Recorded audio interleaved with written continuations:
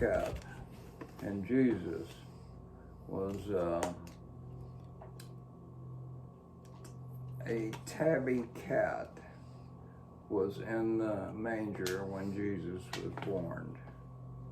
And if you look, Paddington is a good example. He's got an M in his forehead.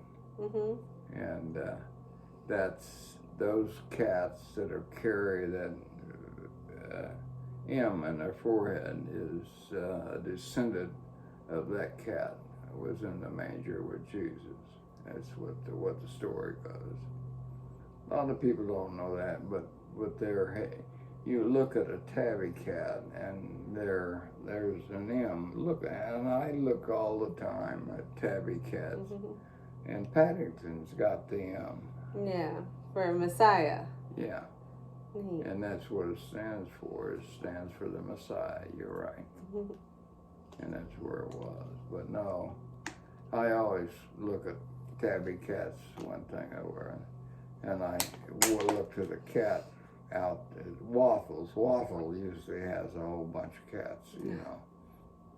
And that's the one where you were born? Huh? Jimmy Waffle, that's the house you were born? Yes. That we just went to visit? Yes. Is that on Fort Lyon? No. That's the other side? Fort Lyon is east of there. I see. Okay. I guess I got a little confused where... Okay. Got it. No, it's east of there. It's the other side. It is. I see. No, it's...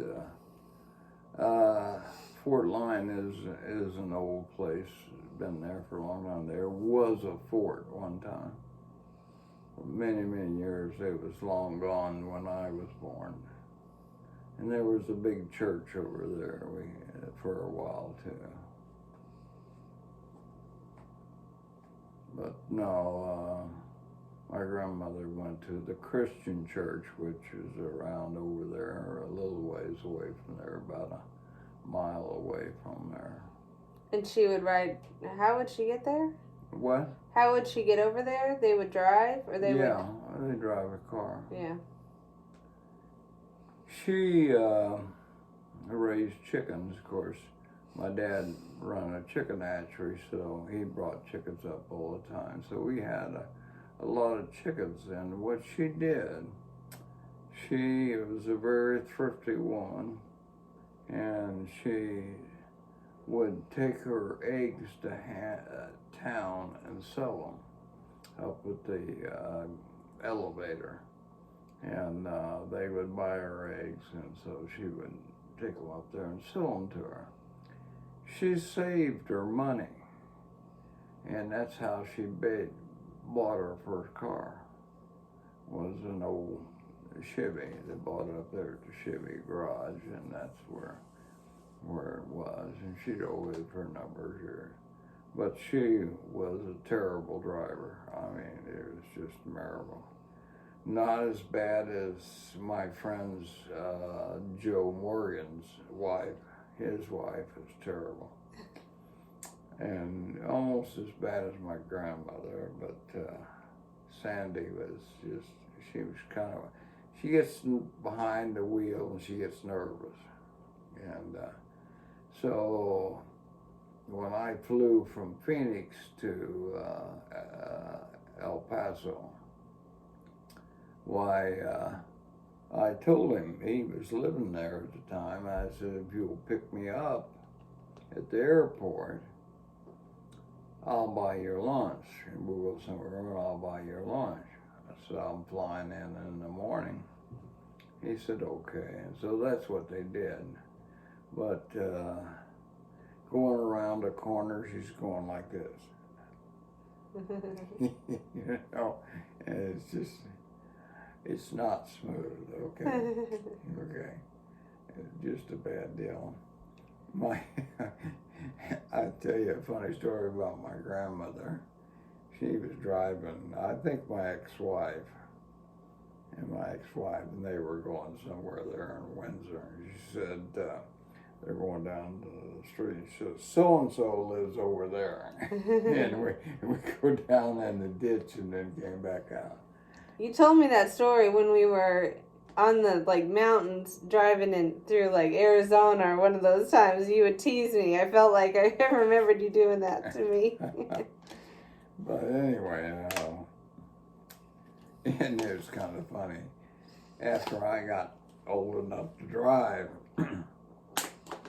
we were going down to Warsaw, and we had to go down south, and we went through Lincoln, and then we get out on Highway 65 and take 65 down to Warsaw to my father's place. And I think we were going for Thanksgiving dinner or something like that. I don't remember what the occasion was.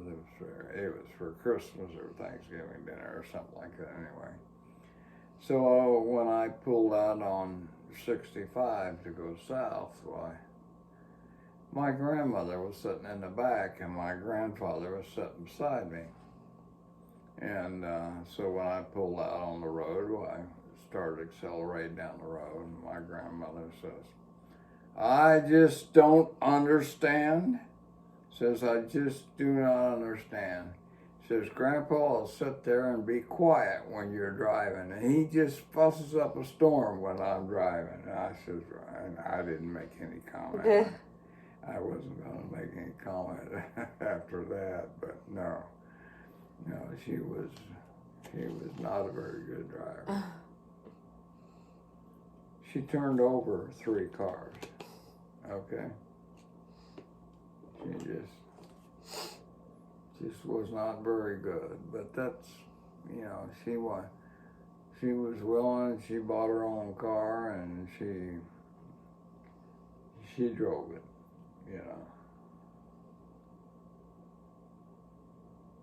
And like I say, her driving is the one thing she did. You had a gas pump down at the MFA grain elevator, and it was one of these old gas pumps.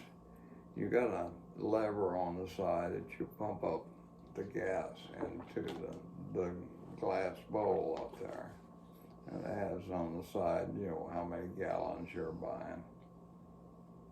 And so the deal of it is, the guy is putting the gas in the car. Grandma gets in the car, starts it, and drives off. And he's trying to get the nozzle out of the thing while she's driving off. Oh my God. Oh, her stories were a legend, Yeah.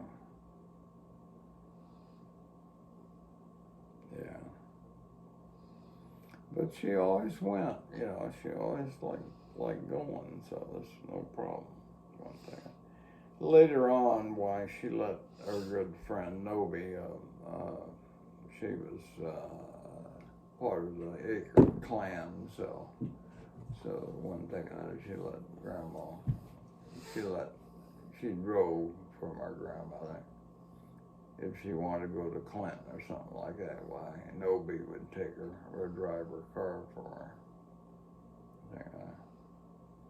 And she was, at that point, she knew that she probably shouldn't be driving very much, My grandfather was a good driver. He, fine, I don't think he ever had a wreck or anything, I don't know.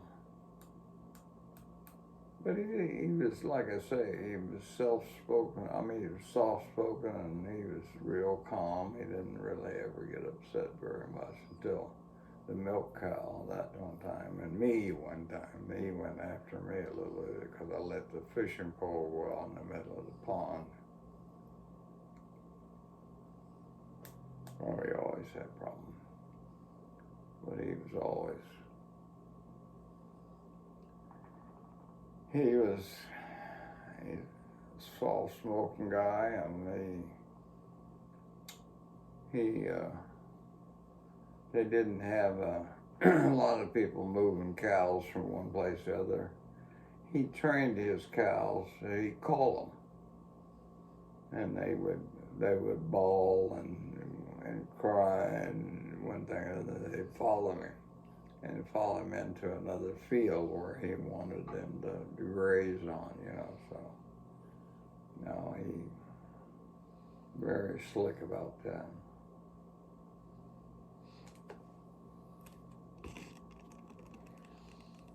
No,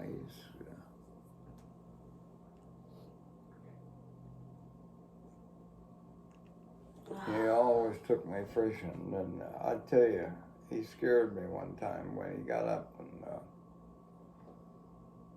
he was having problems, medical problems, and so he was doing stuff quite a bit. And my grandmother asked me, I went down there, I don't remember how long it was, but he was getting up in years, and she asked me, says, can you take Grandma and Grandpa fishing and down at the park? And I says, well, yeah, I can do that. I says, we'll throw everything in the car and we'll go down there. And so we did there. We were down at the park that we had the reunion at, so you know where that is. And they have little peninsulas out there that you walk out and you can fish off of those. And so we were on the north side of the park, and so we got everything out, and I got my grandfather sitting there, and he let him sit on the bank, and I made sure his pole was baited and everything, and so I walked up to the peninsula, and I looked to see what was going on, to see if he was all right, and he was laying flat on the bank, and I thought, oh my God. I said, I think he's had a stroke, and he'd had an incident with Grandma cutting his hair, and she cut his hair, and Grandma cutting your hair was a nightmare. I tell you that firsthand. And so he passed out on her one time when she was cutting his hair, and of course everybody kind of joked, well, if Grandma was cutting your hair, I bet you would pass out too, Why? She was just rough, or what? Huh? She was just rough? No, well, she had clippers. She didn't have electrical clippers. She had a mechanical clipper. Oh. And she would pull a little bit. It was not fun. Okay. And so it was deal. So anyway, she passed out on him. She was cutting his hair in the kitchen. He passed out, so she grabbed him one thing and then and got him into the living room and put him on the sofa. I don't know how she did that, but she did one thing. Anyway, she got him on the sofa, and then he finally came around. So she told me before I took him to the park, says, you need to watch him a little bit. And so I did, one thing and another. So when I turned around, he's laying flat on the bank, I thought, oh my God, he's passed out on me, So I went over and stood in touch of him, and his eyes were closed, and I yelled at him. I said, Grandpa. And then he kind of ran around a little bit, and he opened his eyes. I said, are you okay? He says, yeah, I'm okay. And so he stood up. And so I went back up to where my fishing pole was. And so I got to thinking, well, I think it's time we go.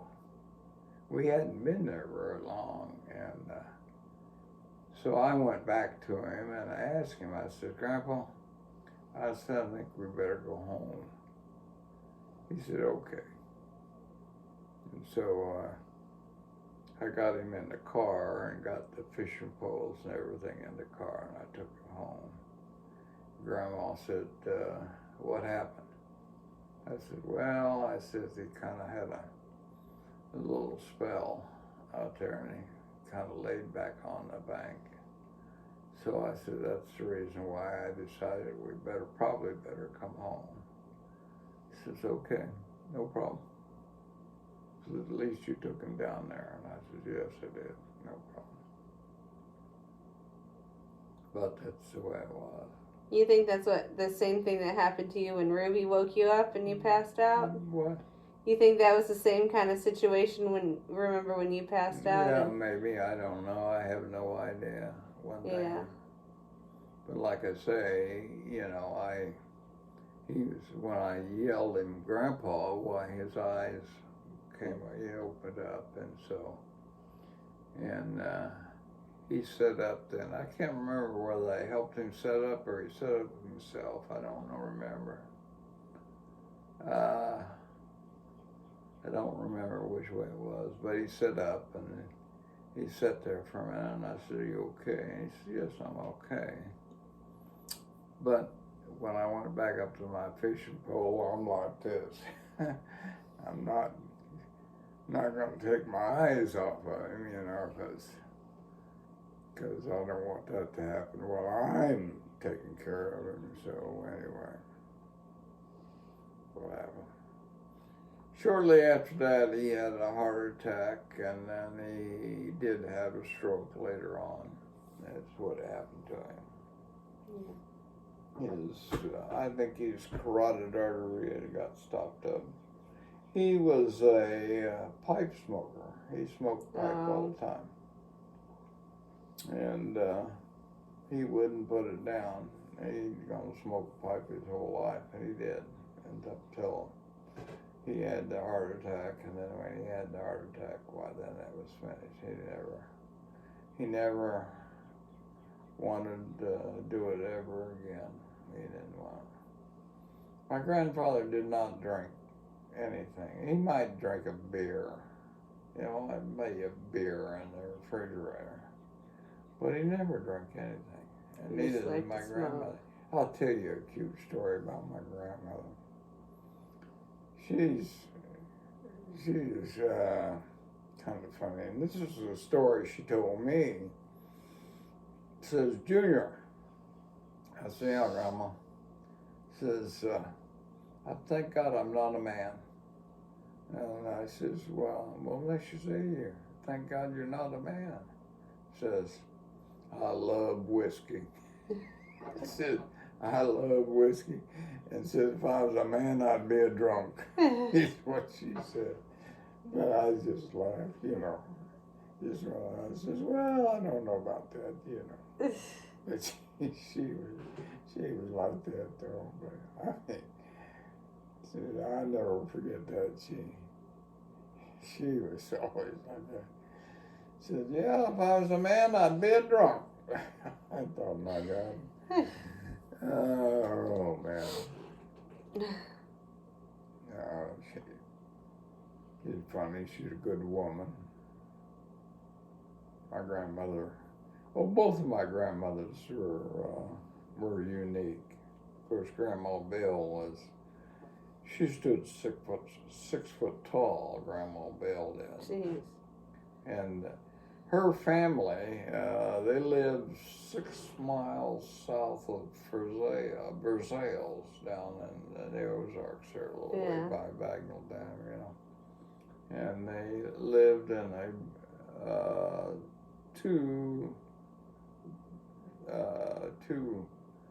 two-room log cabin, and one log cabin is where they ate at, and they would sleep in that one cabin during the winter because they'd have a fireplace in there, and that's where it was.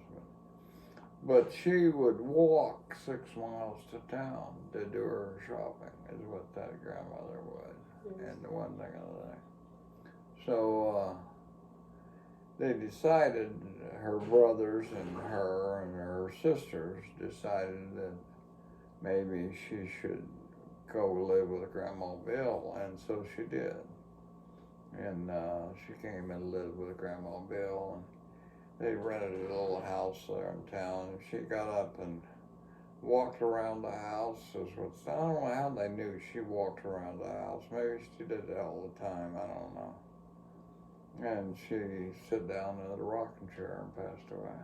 That's what happened. I think. But Grandma Bill is a unique woman. She would sleep with a gun under the bed. Okay, so be it. Grandma's not gonna let anybody mess with her. And there's two stories here. Her and her sister Mary bought this big house a couple blocks away from the prison there in St. Louis, in Jeff City. And so Grandma lived upstairs because Grandma was in better health than Mary, and so she would walk up the stairs without any trouble, so she didn't have any problem getting around. And so, plus she was 6 foot tall, so she'd do what she wanted. Anyway, they had this big house. They had a big porch, a nice porch, and they could sit out there and watch what was going, the traffic, one thing or another. And some guy across the street killed his girlfriend. And so they were looking out the blinds, seeing what was going on, because there was police cars and an ambulance and everything else, And so this detective saw him over there, looking at what was going on. So he came across the street to ask him. He says, do you girls know such and such? Yeah, we've seen him around, one thing or that. And he interviewed him, asked, how do you know, and one thing or that. Bunch of questions, and then he got ready to leave. And he says, ladies, he says, if he comes back and gives you any problem, let us know and give us a call, and we'll come right down. My grandmother says, you don't need to hurry.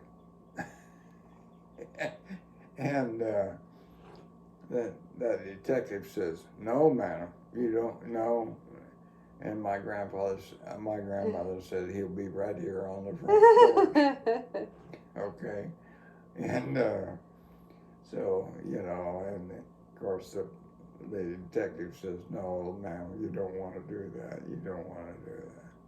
Says, don't think you're going to shoot him or anything, And so he finally left, one thing or another, but that's the way Grandma was. And so they had this nice house with a big front porch.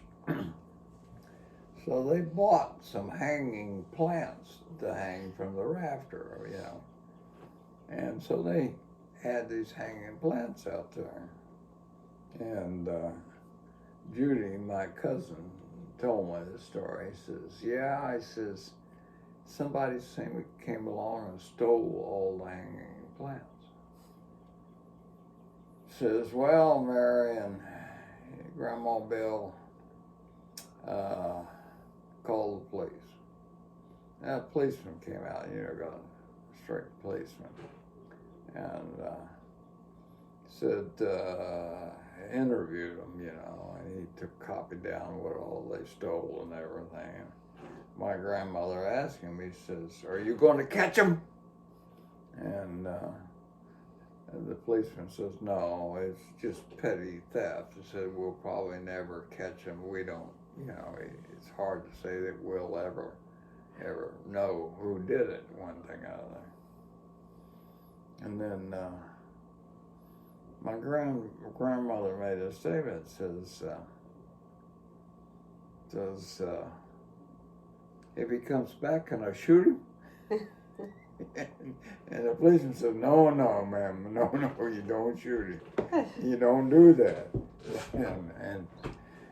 And so you can't, you don't want to even do that, even think about that. And so my grandmother kind of sat there for a minute. Okay. Says, can I shoot him in the foot, make him hurt? And he says, "Ma'am, you can't shoot him. Don't shoot him." And so, but she's bound, determined to get even. That's just the way she was. Oh, God.